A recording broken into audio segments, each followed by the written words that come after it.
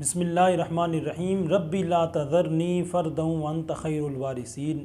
नाज़रीन कराम, आज हम आपके पास जो अमल लेकर हाज़िर हुए हैं वो है बांझपन से निजात के लिए। आज जो अमल शिद्दत पकड़ चुका है वो है बांझपन का शिकार ख़वातीन जो हैं वो बहुत ज़्यादा इस मर्ज़ में मुब्तला हैं। इसकी कई वजूहात हैं जो इंशाअल्लाह हम वक्तन फ़वक्तन वीडियोज़ के ज़रिए आपको उससे आगाह करते रहेंगे। आज हम जो अमल पेश कर रहे हैं वो कुरान मजीद की सूरत नूर की आयत नंबर 1 से आपने इलाज करना है और अपना इलाज आपने ख़ुद करना है।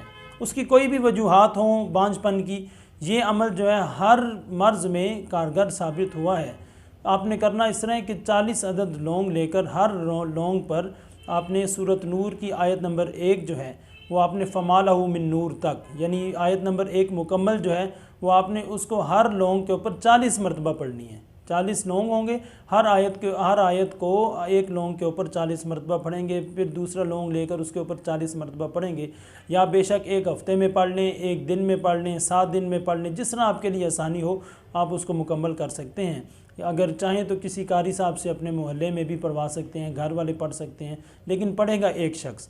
पढ़ने के बाद आपने इस तरह करना है कि जब ख़वातीन जो हैं वो गुस्ल करके पाक होंगी, यानी पाकी के अयाम शुरू होंगे, तो पहले दिन से ही एक लौंग उन्होंने चुबा लेना है और शर्त ये है कि चुबाने के बाद ऊपर से पानी नहीं पीना।